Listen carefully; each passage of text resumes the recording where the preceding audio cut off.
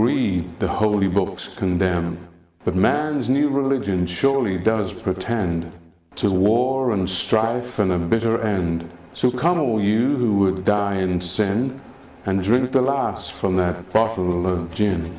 This is CSN, your cultural news show from Oakland, California. Good evening, I'm Ian Moore. In today's show, we spotlight the ambassadors of African culture. Piri Thomas performs poetry of Langston Hughes. We have Chief Stephen Osete Osababi giving us a music video. We have Lola Ogariola, who will interview Adayinka Adayemi on Face the Funk. And we have a dance piece from Chuck Davis Dance Company. So sit back, stay conscious, and enjoy the show. Negro. I am a Negro. Black as the night is black. Black like the depth of my Africa. I've been a slave. Caesar told me to keep his doorsteps clean.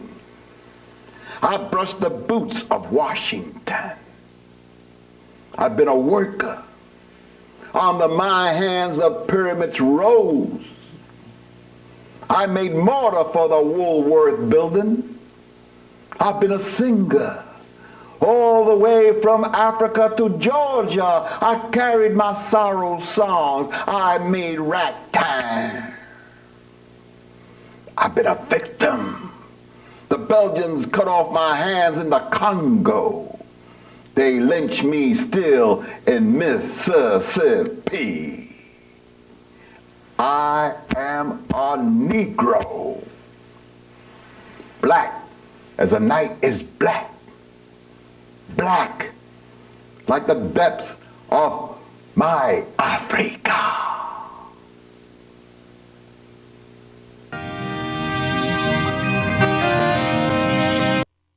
And now, this.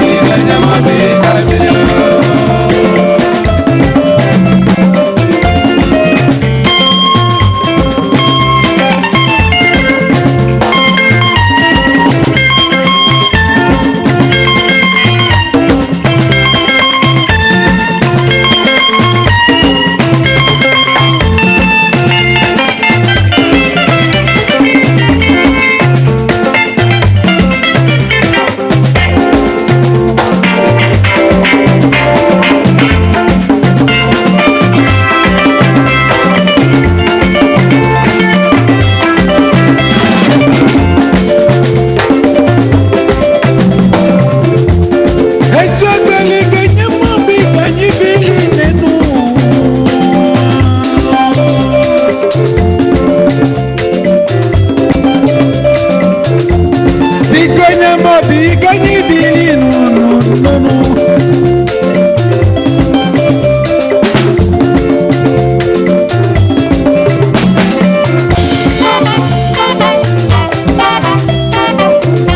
Dinga mwenye umwendo shogeli mwanya mano. Dena muna ibalabano. Namuna ikwelekwe. Deni kwelekwe. Namuna ikwelekwe. Dejana ikwelanuka. Shogeli mwanya. Babogini kine mejimu.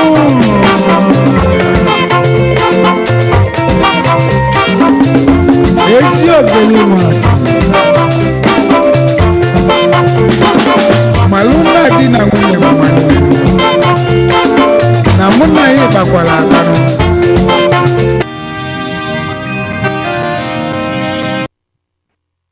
And now, this.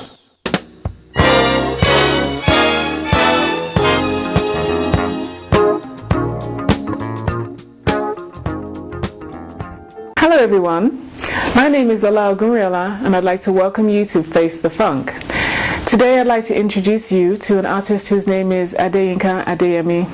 Mr. Adeyemi, welcome. Thank you, Lola. Welcome to the show and thank you very much for coming by. Thank you. Mr. Adeyemi is a very, very well-known artist from Oshogbo. Oshogbo is in southwest Nigeria and it's part of Yoruba land. Yoruba land is actually the cultural source of the Yoruba people, who at this point total about 33 million, so it's a significant group of people. Oshogbo is also where we have an artist collective, and Mr. Adeyemi was a founding member of that artist collective. As well as being an artist, he has been a teacher at some leading universities in Nigeria, and also an artist with an actor with a traveling troupe of artists. So without further ado, I'd like to take a look at some of the work that you've produced in your prolific career. Thank you very much, Lola. Thank you. I will start with the beadworks that we can see here. This is one of my latest works that I named Advisor to the King. As a cultural advisor to the king-to-be. This is a king-elect who is going to be in a private place for about 3 months before he is being crowned. But before he's being crowned, a chief has to be assigned to him to advise him on the shrines, the gods and goddesses of the city, and for him to know what his people will want from him. Beautiful. As a custodian of culture. Beautiful. This is this made of beads, and bead we know in Nigeria, especially in Yoruba land, that is cultural. I mean, it's the significance of beads is a royal symbol. You see, on appointment, it's only on appointment that you can use bead by an Oba. The Oba appoint the chiefs and give them beads. And what is an Oba? Oba is the king that is the head of a town or village. In Yoruba land. Oh, wonderful. Can you tell me how this genre of work started? When did artists start working with beads in Nigeria? Well, more than hundreds of years when they were, you see, Obas wear beaded crowns. And apart from Obas that wear beaded crowns, the Babalawos, who are the Ifa priests, use beads to decorate their abira, the bag in which they store all the ingredients of Ifa. And as well, they use beads also to decorate apere, the one we call apere, in which Obas rest their feet. Wonderful, wonderful. This is all made of beads.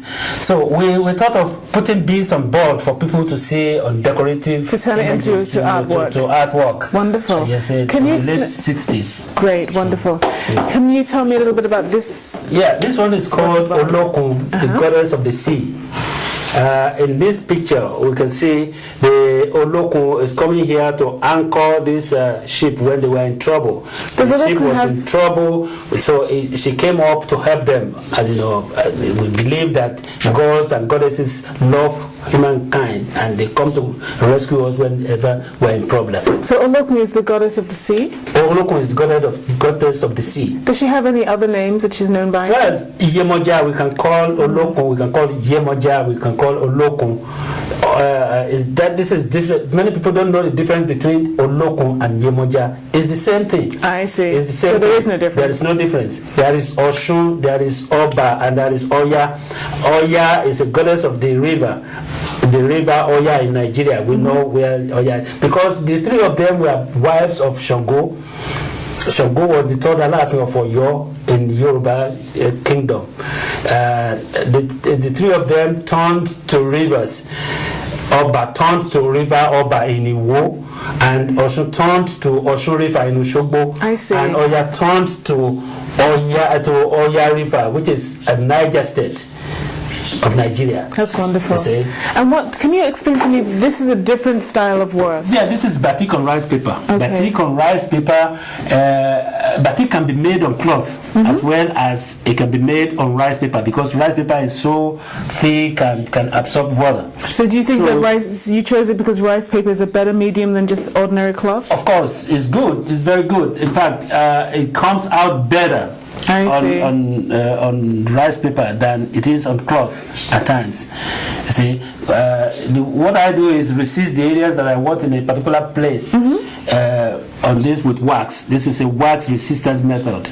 I resist the areas that I want in a particular place just to store the water or the dye coming into the areas that I do not want. So after the whole picture, then I iron out the wax to bring the colors out. Beautiful. So I work from the lightest area to the darkest color. In terms of time, how long, for example, would it take you to complete a beaded work? That depends on my mood. I see. You see, this is it's an imaginative composition, and whenever I have no inspiration, I don't go there. I work with my inspiration, and I just work, with the little time I have, the inspiration. I work there, and I make sure this can take about 3 weeks or 4 weeks at times. It depends on my mood. I see. And is this a different style? Yeah, this is another style. This is a print by block. So I made 3 blocks to make this print 3 times. I printed 3 times. And what's reflected in the image? The image is called Palace Gate. That's what I call it, Palace Gate. That's the palace. This is the symbol of Ife Palace.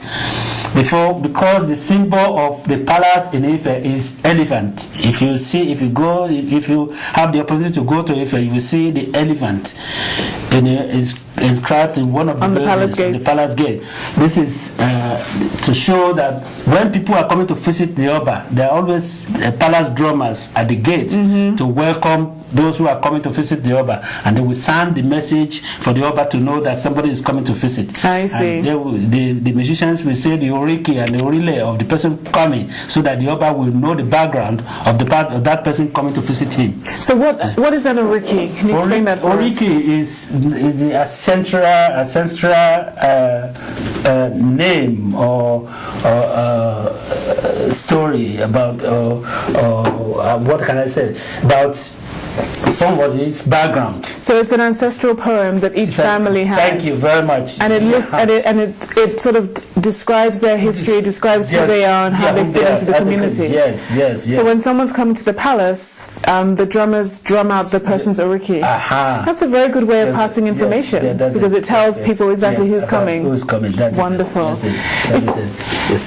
Mr. Adiemi, I'd like to ask you, if your work had one central theme, what would be the central theme of your work? The central theme of my work is love.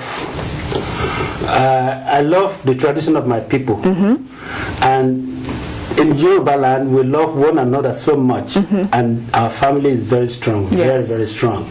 We preach love. We don't fight without coming together to serve our rift.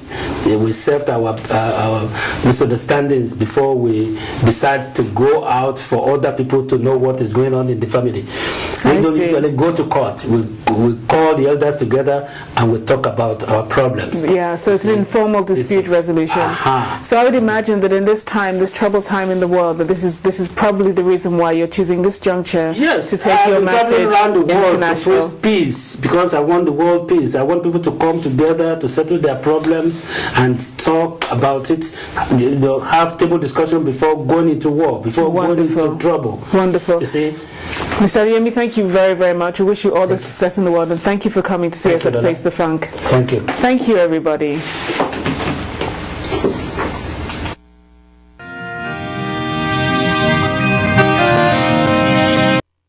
And now, this.